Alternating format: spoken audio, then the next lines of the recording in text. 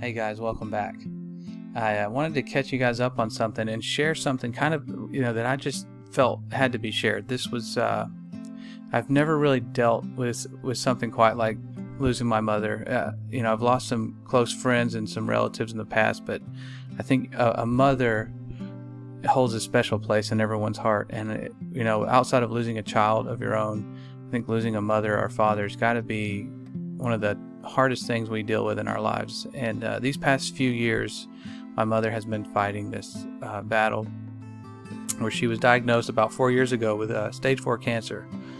And if you knew the backstory, she was supposed to have 3 months. When they first found it, it was this grapefruit-sized mass. It had spread, and she was given a few months with treatment. There was not really anything. It was basically telling her, go home and plan your funeral.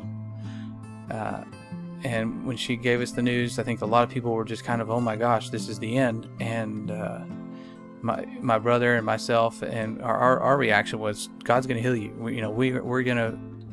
God's going to fix this for us. We knew that God had this love for her and this power to heal.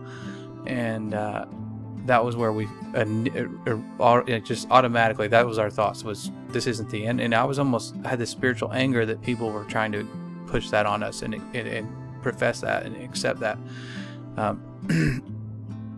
And from the very beginning, we started seeing God's hand move, because there was this, we were really drawn back into this prayer of praying continuously and believing and just kind of staying close with our mom. And what happened was incredible. She was within a few months, she was in remission, so, and all this chemo that the doctors were giving her, I remember just praying, God, it was like this double prayer, because, I was wanting to just say, Mom, just let God heal you. But you have these doctors who are saying, you have to do this chemo. If you don't do this chemo, and then, then there's this whole idea of, what if God can heal me through these doctors? What if he can use these doctors to heal me? And so we were kind of fighting two battles. We're praying, God, heal our mother of this terrible disease that has spread throughout her body. And we have this other side of us that's going, they're about to pump her full of absolute toxic poisons. This stuff wreaks havoc. And if you've been around chemo, it's a terrible thing. And so we were praying just fervently, God, protect her from this poison they're going to put in her, heal her. And it was just this double, two-sided prayer where we're just like praying kind of two ways. And I can remember initially the doctors were like, how is this chemo not doing what it does to everyone else? She's not going to the bathroom all the time. She's not losing her hair. She's not dropping all this weight. And it was totally it was so different than everyone in the treatment room, because they have these people lined up in a room, chair after chair on different sides of this room, and they're all getting hooked into these chemo pumps that's just pumping it into you. And you take this pump home, and it's throughout the week pumping this stuff into your body. And she just looked amazing. And it was one of those things, if you didn't know what God was doing, you couldn't explain it. There was no medical explanation for it. And within a matter of months, her being in remission was just absolutely, I think it was something that baffled the doctors. And here she is a year later, two years later, and she's still working through this. And it was just a powerful witness to what God could do. But I think in time, they would keep telling her, you need to stay on this treatment. And she was kind of like, well, I'm going to get off of it, and they kept putting that voice in her head that you need to stay on this, you need to do this. And so she'd kind of listen to the doctors. And in time, they said, well, it's come back. There's a spot, and we need to start treating it with this heavy stuff again. And they would start hitting her with this heavy treatments. And in time, it wore on her, and it became, and I think, you kind of wonder what kills these people sometimes. Is it the chemo or is it the cancer? But she fought through this for years, and and in this past year especially, things started to take a turn for the worse. And we were always hopeful, because God kept bringing her out of these impossible situations, and she kept thriving, and we had all these wonderful times with her throughout all this. And but near the end, and in the last, I'd say 3 to 4 months, something just shifted, and she was hardly able to eat, and she started becoming just more and more in pain. She was having I'd have to rush to the ER to figure out, what was wrong. She'd have a blockage in her kidney, and we'd have to have this emergency procedure, and things were just getting worse and worse. And the pain was unbearable. And then it come to find out the cancer had just spread all over her bones, and it was in every part of the body. They could just about find it. And we were just watching her shrink away and suffer and suffer and suffer and go through this extreme pain. And the hardest thing for me was knowing that she really and she believed that God wanted this for her in a way. Not that God was just so excited to give her cancer, but she felt like she never did what she was supposed to do with God. She lived this unfruitful life, and she was just kind of getting what came to her. And I tried so hard to show her that you're worthy of God's healing. God wants you to be healed. God, and she felt like she had things she had done in her past that she couldn't be forgiven for, for whatever reason. And near the end of her life, we were, in the last few weeks, we were always trying to spend as much time with her as we could. And the last week especially, it was like any day could be her last day, any day. And we didn't know which day that was. So a lot of us were there most of the time kind of with her. And one day in particular, and this is what I wanted to share with you guys, 3 days before she passed away, we're all in the bed with, like beside her bed. We had her at home. Luckily, during this whole shutdown, we were able to stay with her.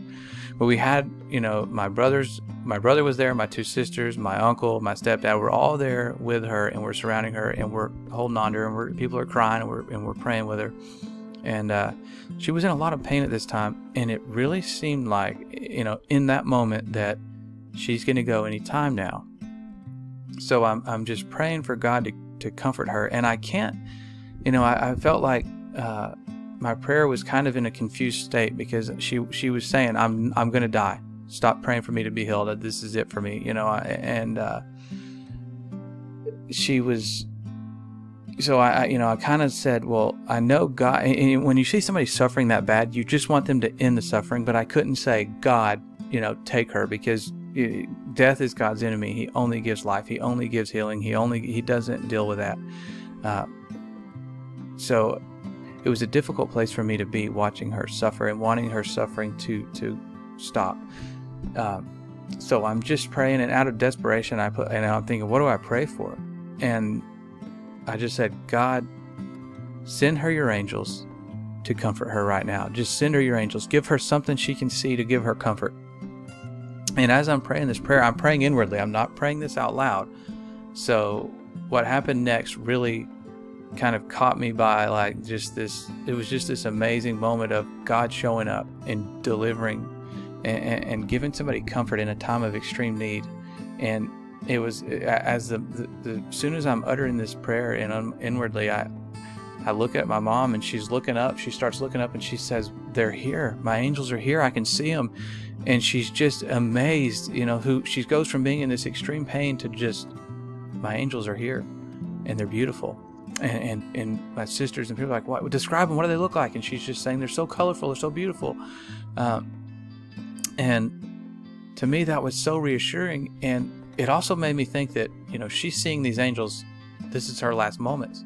But they weren't. And that's what kind of caught me about this was, before people die, you can say, well, they see things before they die. But she didn't die that day. She didn't die within the hour. She survived another day. And then she survived another day. It was 3 days later. And she'd had this encounter with these angels. And I thought, wow, that really had to be something God sent. And I don't think, some people are like, oh, it's a coincidence. I don't, spiritually speaking, when it's not a coincidence, when God is doing something. And, it came to the last hour of her life, and the doctors came in and they said, she's got a few hours max. And we're praying for her at the bedside, and we're all in there with her. And within an hour, before she passes away, because she was scared to pass away. She didn't want to go to sleep. She didn't know what was going to happen. And you would hope that she'd be at peace. And you always think, if somebody's going to pass away, hopefully they're at peace, so that you witness that they're like, I'm ready to go and I'm at peace. But for a long time, she was not ready, and she wanted to be with her kids, and That's something every mom kind of wants. She didn't want to leave us. It's something that she kept saying. But she, right before she passed away, she said, "I'm ready to go." And she said, "Go get my angels and tell them that I'm ready. And this time I'm ready to go." And I didn't know how to react to that. I didn't know what she really wanted me to do. So I started kind of praying again, just, God, send your angels right now to send her comfort again. And she looks at me because I'm still sitting beside her, and she says, "What are you doing? Stop just standing there." And she actually said, "Quit being lazy." She said, "Go get my angels and tell them that I'm ready." So I had to get up and physically leave the room, because if you know how my mom is, when she's wanting you to do something, you need to at least pretend you're doing it if you're not going to do it. So we went in there, and I went to a different room, and I'm praying, "God, send your angels." We're kind of going out, me and my brother, we're praying for this.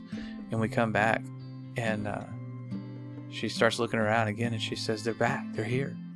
She said, "Okay, I'm ready." She said, "Y'all can leave and give me some privacy." I'm ready to go. And of course, we didn't want to leave her at this moment, so we all kind of just stuck around. But I thought it was just incredible that God, in His love, would send His angels, with all that's going on, to comfort my mother as she was living out these last moments. And when she passed away, it was just a peaceful moment. And as hard as it is to lose her, I think the hardest thing that you could ever imagine is seeing somebody you love just suffer for, hour after hour, every second, not really getting any relief. So as hard as it was to lose her, I think it was just such a weight was lifted of she's not suffering anymore. And that's I think the greatest comfort I have in this whole thing. And it was just, to me, I thought that was something I had to share, because God really is moving things in the spiritual world. And I think what my mother saw for me was a huge witness to what's really happening out there. The idea that these angels, God's messengers, are really out there on our behalf, and they're here to serve the greater good. They are here fighting this invisible spiritual warfare. And in these last days, things are really ramping up. So we need to be vigilant in our prayers and coming together, because you never know when something like this is going to happen, when a diagnosis like this is going to happen. And you have to be strong in your faith, because I'm telling you, there are times when your faith is going to be shaken because you're watching somebody suffer, and you're just like, why?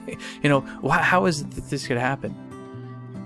With God is all good, and we have to understand that we live in a world where sin has brought about death, and not everyone that we pray for to be healed is going to be healed. There's going to be stumbling blocks and roadblocks, whether it's they have this doubt in their heart, or they believe that this is God's will in some way.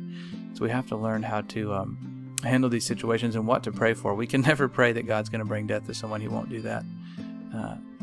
But we can ask for God to send us comfort and send us peace and send us joy, because these are all things that He has for us. Hope you guys are having a blessed week. Thanks for dropping by. God bless.